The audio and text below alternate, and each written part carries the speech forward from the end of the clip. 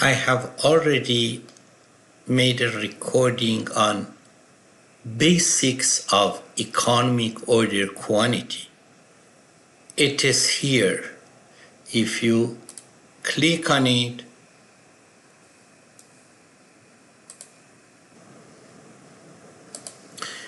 it will take you to my PowerPoints, and the second page is the recording I have.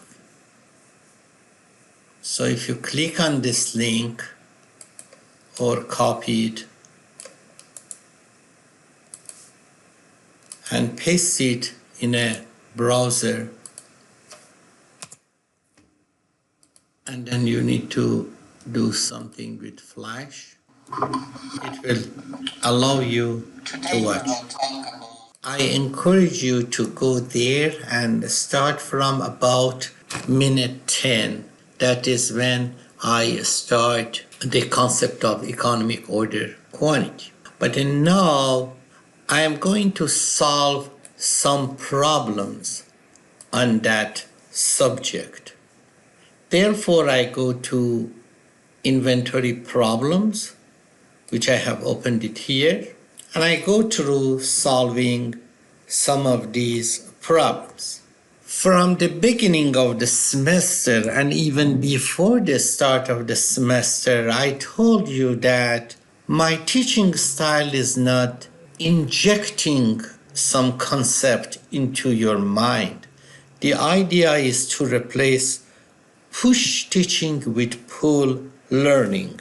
And from day one, I motivated you to form teams with your classmates and try to use my YouTube lectures and my well-animated problems to learn the concepts yourself.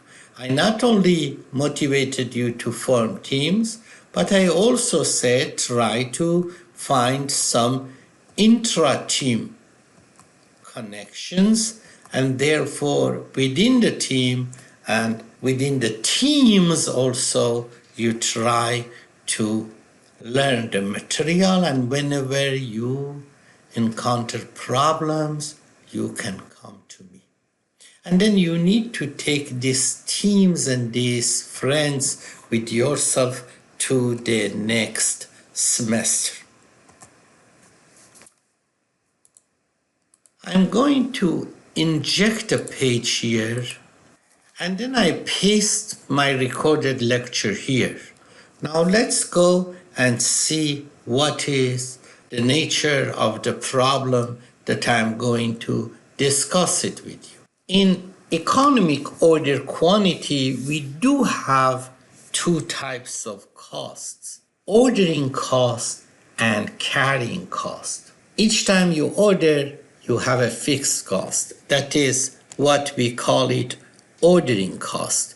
In this problem, ordering cost is $24 per order. So each time you order, you should pay $24. It is the cost of preparing the order.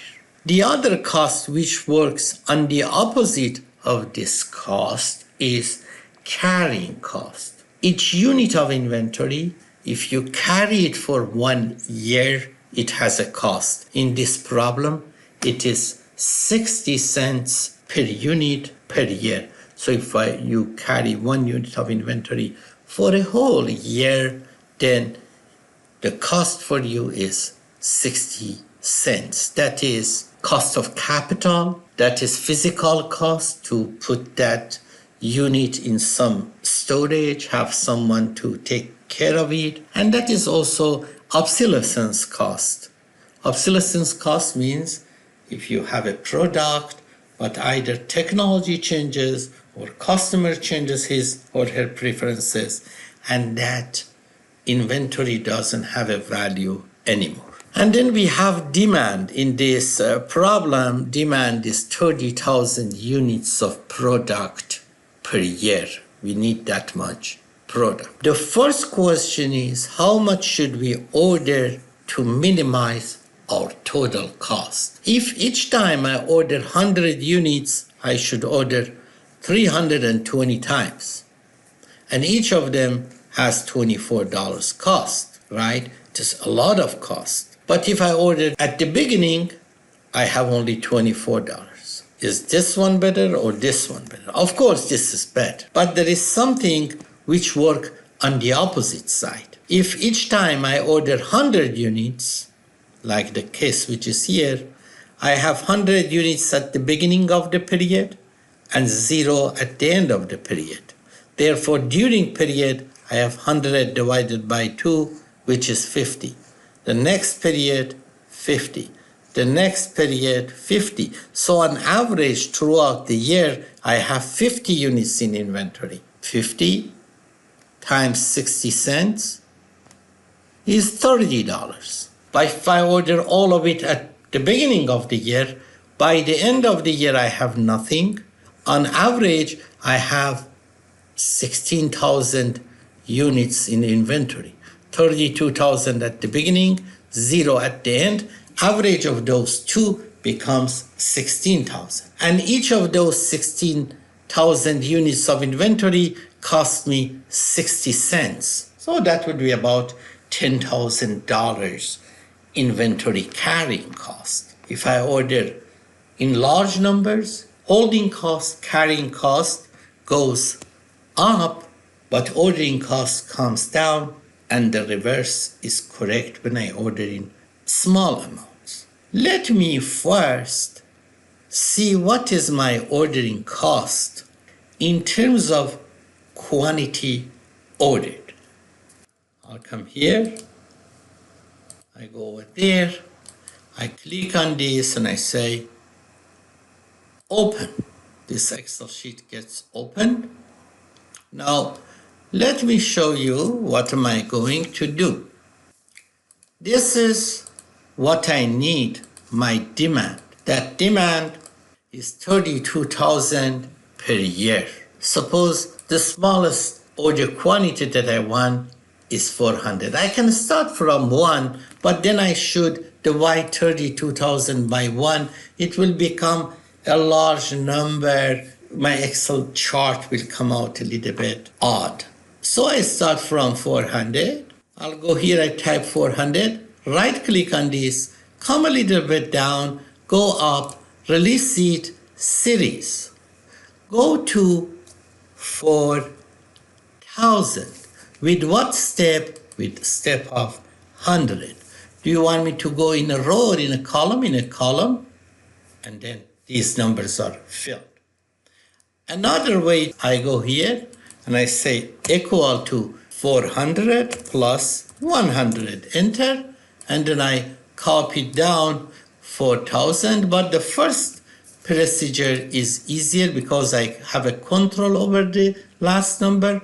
Right click, go down, leave it, series, go to 4,000 with a step of 100, not in a row, but in a column, okay? Now I want to know if each time I order 400 units, how many orders should I have? That is equal to my demand, which I show it by D as demand and also by R as throughput. And I assume the demand and throughput are equal to each other. And I lock it F4 divided by quantity ordered. Enter. If each time that I order 400 units, in order to satisfy 32,000, I need to order 80 times. If each time I order 500, I need to order 64 times. Then I push the mouse here, click. These numbers, if you want me, I can add a decimal point to them, so they are different numbers. This is the number of orders. Ordering cost is equal to number of orders multiplied by cost of each order, and then lock it. Enter, and then click. So now I do have the ordering cost. Now I come here, this is my quantity ordered, control, then I go up here and I mark this one too. Insert scatter graph, and I click on this And that is my graph. The reason that it looks like this, because I have hidden some rows here. I have hidden from 1000 to 3000, from row 8 to row 28. So what I will do, I click on it, right click, select the data, hidden and empty cells, show data in the hidden cells. Okay. So this is my ordering cost. Order quantity goes up, ordering cost comes down. That is my ordering cost. Therefore, the curve here looks like this. If I order 400, I have 400 here, and then I consume it with a constant rate, it goes to 0. Again, I receive 400, consume it, it goes to 0.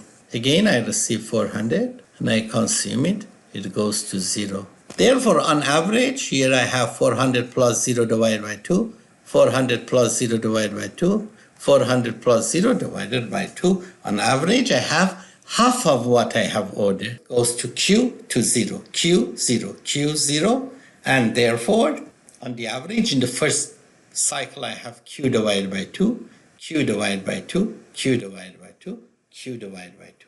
In general, if each time I order Q, what I will have is Q divided by 2, which I call it cycle inventory, and then I should multiply by H, which is cost of carrying 1 unit of inventory for 1 year.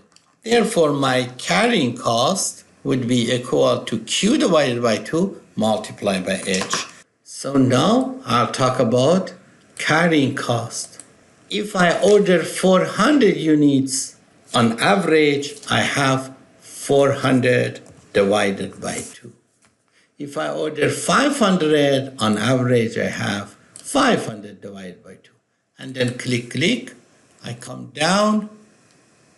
If each time I order 4,000 units, on average, I have 2,000 units in inventory.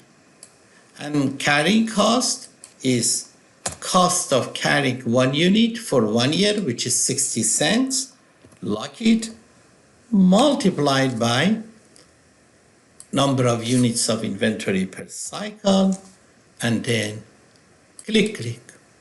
Now I come here, I copy this, I come here, and I paste it.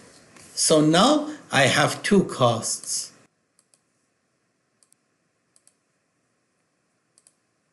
I have 2 costs. This orange is carrying cost. If I order large amounts, this carrying cost goes up, and this blue is ordering cost. They work at the opposite of each other's. Then I can add these 2 costs together, equal to ordering cost plus carrying cost, enter, click, copy, and paste. And this is total cost. Total cost comes down, reach a minimum, and goes up. The minimum appears when these 2 costs equate, when ordering cost equates carrying cost. That is the optimal location. And in this problem, I believe that is around 1600. If I'm going to find it like that,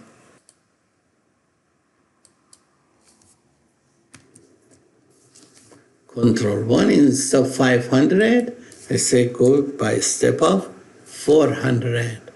And then here, instead of maximum of 4,500, I just say 4,000, and then click on this, and then I close this, and the intersection of these 2 is at 1600. Demand, which we also show it by R and D interchangeably. Demand is 32,000.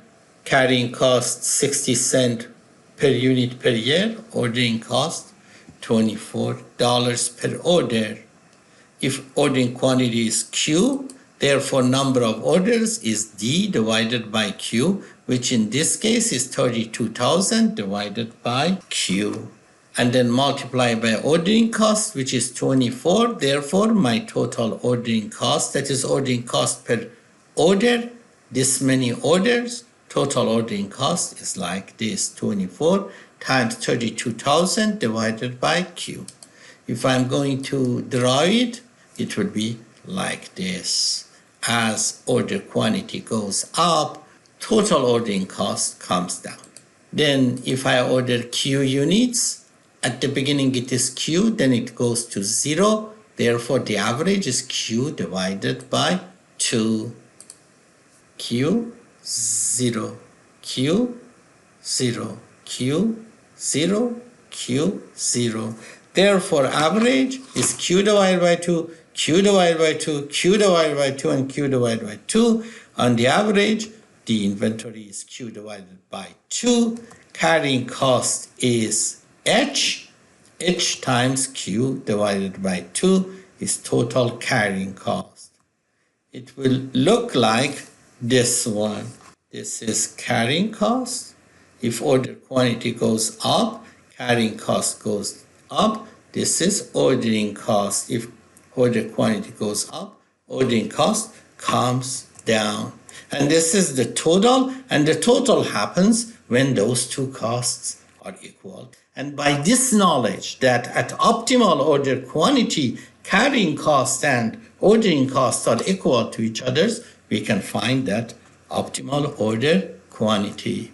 At EOQ, ordering cost is equal to carrying cost. This is ordering cost. This is carrying. Ordering cost per order multiplied by the number of orders. Average inventory multiplied by carrying cost. These two are equal to each other's. That is 24. This is 32,000. That one we don't know. This is 0.6. This is Q divided by 2.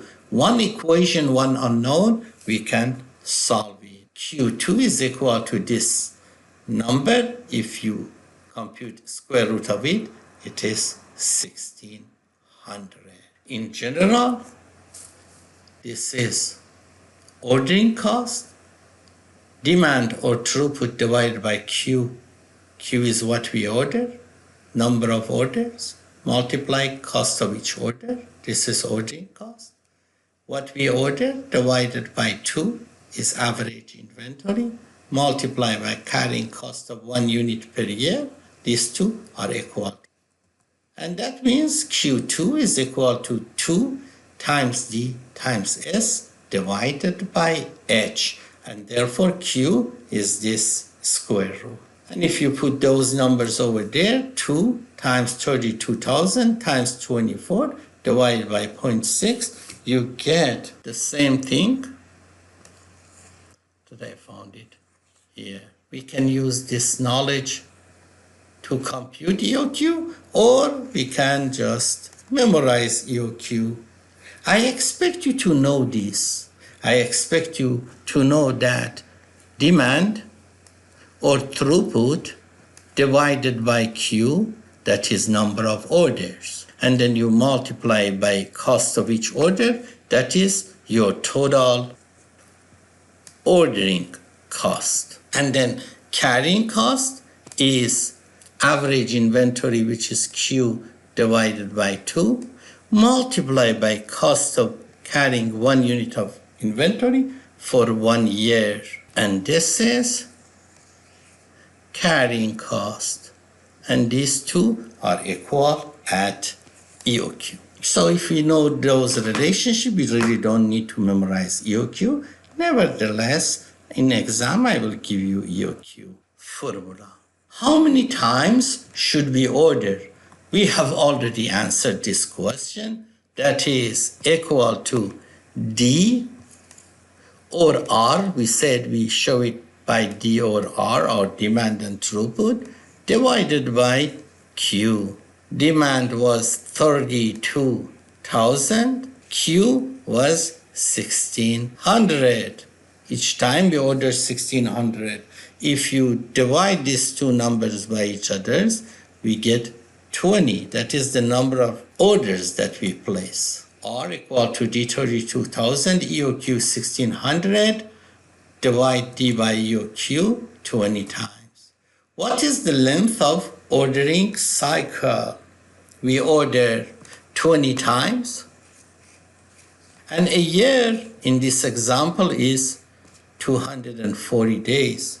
240 divided by 20 is 12. That is the length of an ordering cycle, from the time that we place an order until the time that inventory on hand goes to 0 and we get the next order. 1600, it will go to 0, and then the next 1600 will arrive, and then it will go to 0, and then the next 1600 will arrive. From here to here is 12 days, because we order 20 times and a year is 240. That is one way of computing it.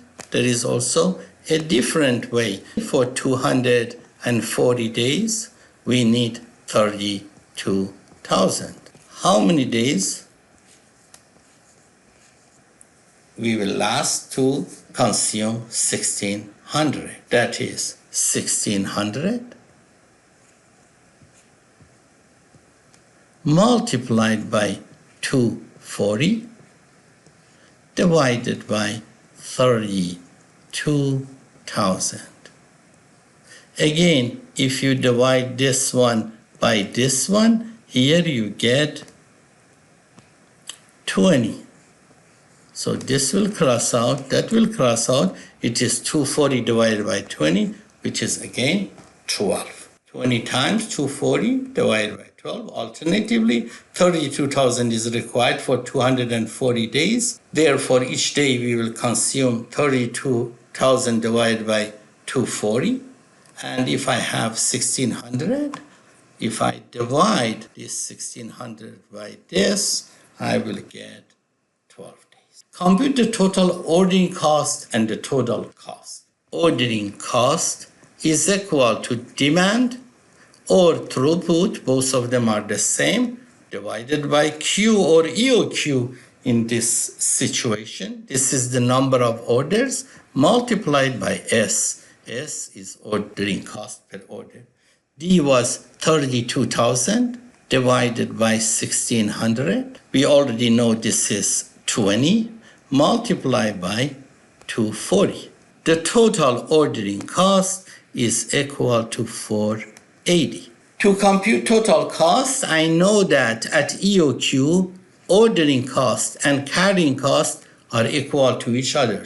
Therefore, if this one is 480, the other one is also 480. 480 plus this 480 is equal to 960. As simple as that. Alternatively, D divided by Q or EOQ times S, that is carrying cost is H times Q divided by 2. And that is multiplied by Q, which was 1600. Divided by 2. This is equal to 480, and this one is equal to 480. So the total cost is 960. Compute the average inventory. Average inventory 1600 divided by 2, 800. Compute the total carrying cost. We have already done it. Q divided by 2, which is 800. Multiply by cost of carrying 1 unit of inventory per year. 0.6 times 1600 divided by 2 is 480. Compute the total cost, summation of those two, or you can take one of them and multiply it by 2. Compute the flow time. This is very interesting. This tries to tell you that I don't teach in isolated islands. If I teach process flow and then I teach inventory, we will find a way to connect these things together. Flow time, flow time. What is flow time? We remember that throughput times flow time is equal to inventory. We know that we are looking for this. But what is throughput? Throughput is 32,000 per year. Flow time is T. What is average inventory? It is 1600, which is what we order each time, divided by 2, which is 100. Now if I divide 800 by 32,000, it would be 1 over 40. 1 over 40 what? Flow time is 1 over 40 what? 1 over 40 year. Why year? Because this is in terms of year. So that is 1 over 40 year. If I multiply by the number of days per year, which is 240, multiply by 140 is equal to 6. Flow time is 6. That is one way of computing it. Let me show you a second way. Throughput times flow time is equal to inventory. Inventory we know is 1600. Flow time we don't know, but throughput, it is 32,000 per year. A year is 240 days. 32,000 divided by 240.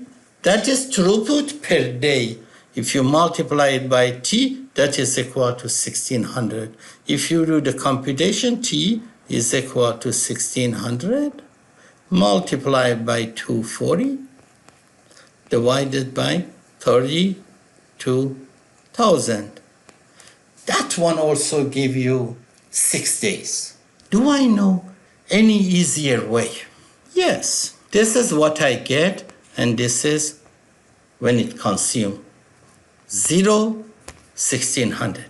We have already computed that we order 20 times, and a year is 240. Therefore, from here to here is 12 days. Now look at this. I can assume, it is logical to assume that the first unit which arrives is consumed immediately. The last unit that I consume it is after 12 days. Therefore, immediately consumed after 12 days, 0 plus 12 divided by 2 is equal to 6.